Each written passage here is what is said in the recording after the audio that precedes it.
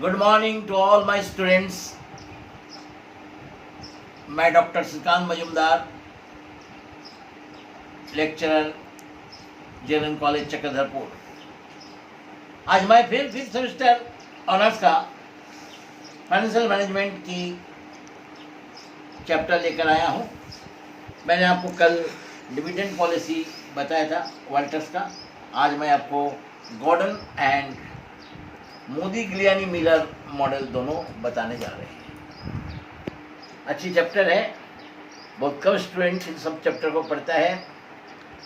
ध्यान दीजिएगा, कल तक हमने आपको मोदी गिलियानी का पढ़ाया था, आज मैं फिर आपको गॉर्डन का पढ़ा रहे। गॉर्डन मॉडल, गॉर्डन भी ठीक मिलर की तरह वाल्टर की तरह कंपनी के लाभांश उनके कंपनी के मूल्यों पर निर्भर करता है, इस बात को बताया। इसका मतलब कंपनी के लाभांश नीति पर कंपनी का मूल्य निर्भर करता है।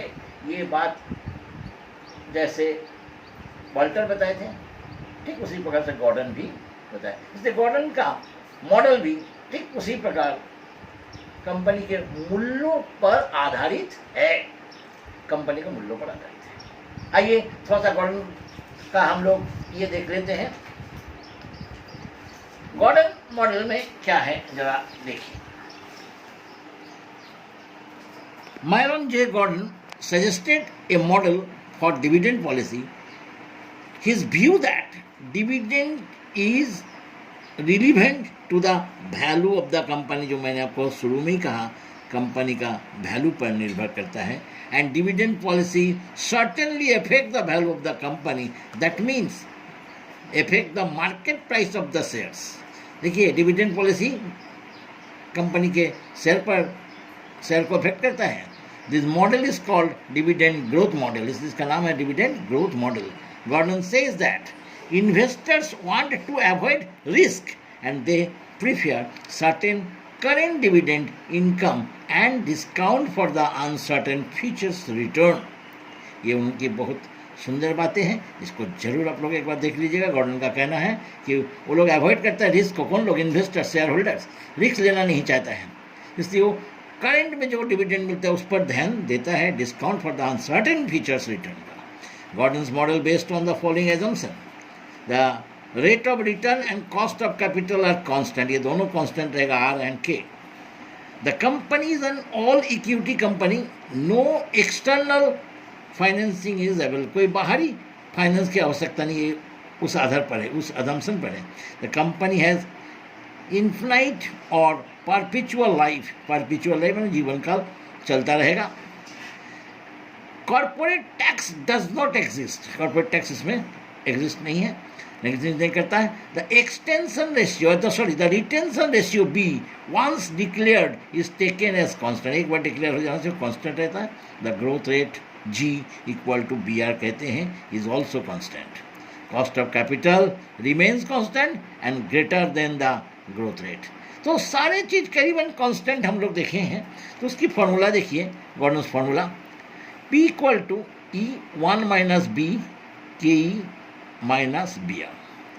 P means market price of the share, E means earning per share, B का अर्थ होता है रिटेंशन रेशियो, KE तो जानते हैं cost of capital, and 1 minus B percentage of earnings distributed as dividends. Dividend distribute करने की एक परसेंटेज है अर्निंग से। R rate of return, R rate of return, ये सारे इसका अर्थ है। अब देखिए इसको हम लोग कैसे बनाते हैं, जरा ध्यान से देखिए। एक प्रैक्टिकल प्रॉब्लम हम लोग देख लेते हैं। एक क्वेश्चन है, cost of capital KE 10%, earning per share E ₹10, rate of return R 15%, 10%, 8%। Determine the value per share assuming the following retention B दिया हुआ है बाय गॉर्डन मॉडल। देखिए retention rate B RE ABCD का दिया है 10%, 0%, 10%, 30%, 50%, 60%। D पे out ratio 100, 90, 70, 50, 40। अब Gordon models में इसको हम लोग कैसे सॉल्व करते हैं, देखिए क्वेश्चन काफ़ी इंपॉर्टेंट है, अच्छी क्वेश्चन है सब। Gordon model P E minus देख लिए हैं, यहाँ ई कितना दिया अर्निंग, अर्निंग आपको दे दिया है, अर्निंग पर शेयर ₹10 आपको दे दिया है, ठीक है, देखिए ₹10 दे दिया है। B retention money, B retention money, retention money कहीं 0 कहीं 10 कहीं 30 कहीं 50 कहीं 60 अलग अलग लेके हम लोग हिसाब बनाएंगे। और rate of return, rate of return देखिए 15 10 8, रेट ऑफ रिटर्न 15 10 8। कई कॉस्ट ऑफ कैपिटल फिक्स्ड है, ये कांस्टेंट होती है, ये भी कांस्टेंट होती है 10%। अब हम लोग इसको कैसे सॉल्व करते हैं जरा देखिए। रिटेंशन रेशियो, रिटेंशन रेशियो को अलग अलग लीजिएगा। अब आर एक 15%, एक 10%, एक 8% में कैसे हिसाब बनता है। मेन चीज इसमें देखिएगा ध्यान से बच्चे, बी आर का जरूरत है, बी आर, बाद बाकी तो सब कांस्टेंट रहेगा। बी आर, बी आर कैसे बनेगा, बी इंटू आर, बी अगर 0 है, आर कितना है 0.15, 15% देखिए रेट ऑफ रिटर्न 15%, 15% माने 0.15 गुना करने से 0 होगा। बस हमने पुट कर दिया E10 1 माइनस 0, फिर देखिए KE 0.10 माइनस BR 0, ठीक है, हमने पुट कर दिया, पुट करने से हमारा वैल्यू कितना आया 100। अब दूसरा लीजिए आर रिटेंशन, ये देखिए मैंने आपको कहा रेट ऑफ रिटर्न अगर 10% है तो R equal to 10, B R कैसे निकालिएगा, B R B equal to 0, R equal to 0.10, फिर 0 हो गया, यहाँ भी 0 हो गया, बस केवल फॉर्मूला को पुट कर दिए, अब वैल्यू निकल गया, ये फॉर्मूला से इसको पुट कर दिए, सब आपके पास है। के ई है, ये कांस्टेंट है 10% मीन्स 0.10, बी आर निकाल चुके हैं, पुट कर दिए हैं, हमारा वैल्यू 100 आया। ये अगर सेकेंड में देखिए B 10%, return ratio, retention ratio कितना है 10%, तो बी आर कैसे निकलेगा, बी इक्वल टू 10 मैंने 0.1 और ये 15 तो रह गई, तो कितना हो जाएगा, दोनों को गुना करने से 0.015। अब 10, फिर वही फार्मूला को पुट कर दिए, 10 तो रहेगा कांस्टेंट, 1 भी कांस्टेंट, बी भी कांस्टेंट, बी कांस्टेंट नहीं, बी यहाँ 0.10 हो गया इसमें, तो माइनस किए, ये देखिए यहाँ फिर के ये कांस्टेंट, बी आर बदल गया, गुना किए, इसको घटाए, ये समझ रहे हो 10, इसको किए तो 0.9, इसको माइनस किए तो 0.085, 105 यानी 106 रुपया। खाली देखिए बी आर में बदलाव, ये तो 0.10 है, इसका आर है कितना 0.10, तो 0.01, बस केवल यहाँ बदलाव आ गया है, फिर यहाँ भी देखिए बी आर में देखिए कितना है, B R B equal to 0.10 into 0.08, 008, यानी यहाँ केवल बी आर में बदलाव आपका होता है, ये बी आर में बदलाव होता है, आपका फॉर्मूला वैल्यू यही है। फिर आते हैं हम लोग रिटेंशन बी इक्वल टू 30, तो 0.30, खाली बी आर में बदलाव देखिए, बी 0.3, आर इतना गुना किए 0.05, 03, सब अपना अपना आर से मल्टीप्लाई कीजिएगा, फिर वही फॉर्मूला, ये देखिए ये चेंज हुआ, यानी 127 192, इस प्रकार से ये निकला। और बाद बाकी इसके बाद अनदर 50 60 आप लोग अपने से बना लीजिएगा, solve as usual, only change the B R, केवल बी आर चेंज कीजिएगा। देखिए 50 में बी का वैल्यू कितना होगा 0.5, आर तो सेम है 0.15 0.10 0.8, सबको 0.5 को इससे बना कीजिएगा एंड सो ऑन, आप अपने से बना लीजिएगा एकदम सेम, केवल ध्यान रखिएगा ये चेंज होगा, बाद बाकी कोई भी चेंज नहीं होगा, बना लीजिएगा। एक और सेकंड क्वेश्चन बनाते हैं जिसमें आर का वैल्यू निकालना होता है।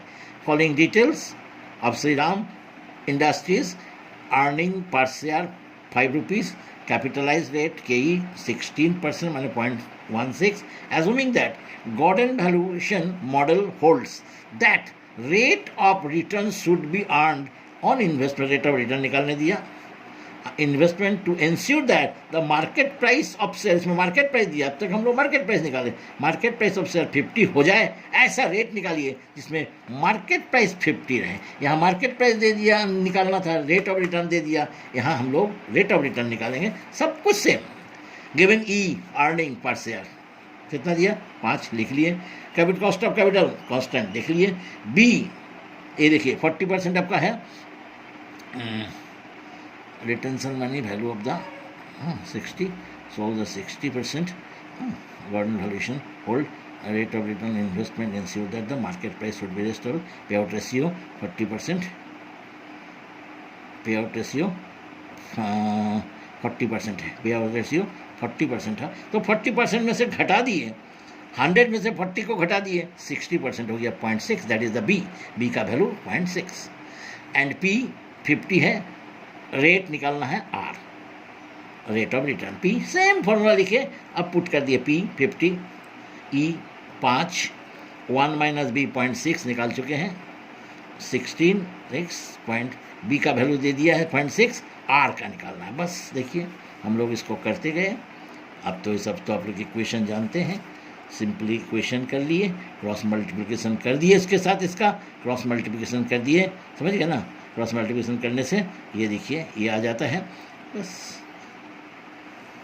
यानी 1/5 100 से कीजिए परसेंटेज में लिए, रेट ऑफ रिटर्न इज 20%। अगर 20% होता है तो मार्केट वैल्यू शेयर का 50 रुपया होगा ही। ये आर निकालने का तरीका।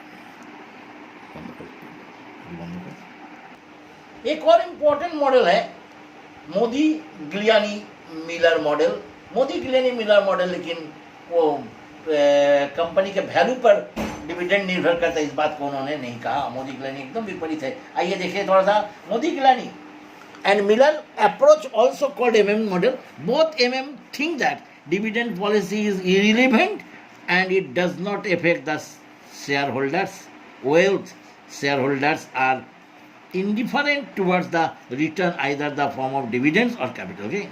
Value of company depend upon the earning, which in turn are affected by the investment policy. यानी कंपनी की वैल्यू डिपेंड करती है किस पर, अर्निंग पर, ना कि डिविडेंड पर। यानी मोदी गिलानी और मिलर का अप्रोच दोनों से एकदम अलग है थिंकिंग। इन्होंने जो फॉर्मूला दिया देखिए इसको P0 D1 plus P1 1 plus KE, जहाँ P0 है value of share at the beginning, P1 है value of the share at the end, dividend at the end 1, और KE तो आप जानते हैं कॉस्ट ऑफ कैपिटल। P1 निकालने का इसको क्रॉस कर दिए तो P1 भी निकल सकता है आराम से। ये फॉर्मूला P0 निकालने का या P1 निकालने का। अब आते हैं एक क्वेश्चन को हम लोग इसका भी सॉल्व कर लेते हैं। आइए इस क्वेश्चन को सॉल्व करते हैं। ये क्वेश्चन आप लोग थोड़ा सा उतार लीजिएगा।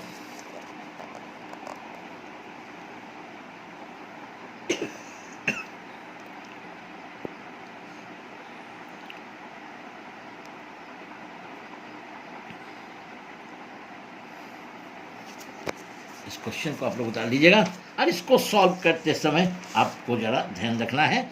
वही नो P1 वैल्यू देखिए P1 P0 ये फार्मूला है, ये फार्मूला आपको है। P0 आपको 10 दे दिया है, P0 आपको क्वेश्चन में देखिए 10 दिया है, डिविडेंड 2.5 दिया है, हाँ, और ये डिक्लेयर्ड है। अच्छा जो ये डिविडेंड इस कभी कभी जो उसमें डिक्लेयर्ड है उसमें 2.5, जिसमें नहीं डिक्लेयर्ड है वो 0 हो जाएगा, नहीं डिक्लेयर्ड है तो 0 हो जाएगा डिविडेंड। अब देखिए व्हेन डिविडेंड नॉट डिक्लेयर्ड, बस फॉर्मूला में देखिए केवल डी में हमने परिवर्तन कर दिया, D1 निकल तो 0। क्यों बोलिए तो क्योंकि डिक्लेयर्ड नहीं है तो भाई डिविडेंड 0 हो जाएगा। बस पुट कर दिए 11 रुपये 20 पैसा एंड में उसका डिविडेंड होगा। Finance need for the new investment कितना, need of investment minus earning, देखिएगा उसमें दिया है 3,40,000 चाहिए इन्वेस्टमेंट, 2,75,000 तो आपको अर्निंग हो जा रहा है, तो आपको एक्स्ट्रा कितना चाहिए 65,000। इस 65,000 is called the new finance. तो न्यू फाइनेंस में न्यू शेयर कितना इशू करेगा, न्यू इन्वेस्टमेंट 65,000, P1 में प्राइस एक शेयर का कीमत 11 रुपये 20 पैसा, तो 5,804 शेयर आपको इशू करना पड़ेगा। वैल्यू ऑफ द फार्म ये आपको पुट करना है, हमने आपको सब बैठा दिया है, केवल पुट कर लीजिएगा तो आपको ये वैल्यू ऑफ द फार्म निकल जाएगा। सारा कुछ कर दिया मैंने। व्हेन डिक्लेयर डिविडेंड डिक्लेयर करता तो केवल D1 में परिवर्तन हो जाएगा, देखिए बस, और कुछ भी चेंज नहीं होगा। डिक्लेयर होने से तो डिविडेंड 2.5 क्वेश्चन में है और इसमें नहीं था तो 0 हो गया, यहाँ बस 2.5 लीजिएगा 8.70 पैसा। फाइनेंस नीड 3,40,000 माइनस 25,000, ये 25,000 कहाँ से आएगा अब आप बोलिएगा। Earning after dividend. 2,75,000 dividend earning हो रहा है, 2,50,000 अगर आप डिविडेंड दे देते हैं तो बचता कितना है? 25,000। आपको चाहिए 3,40,000, तो 25,000 माइनस कर दीजिएगा तो 3,15,000 न्यू फाइनेंस। बस उसको हम लोग न्यू शेयर निकालेंगे। 3,15,000 की जरूरत है, 1 शेयर 8 रुपये 70 पैसा, 36,000 इतना। फिर वही formula, value of the firm, खाली एन डेल्टा एन बदल गया, बाद बाकी कुछ भी चेंजिंग और रेस्ट आर द सेम। आप इसको वैल्यू को बना लीजिएगा। ओके, आज तक इतना ही। नमस्कार।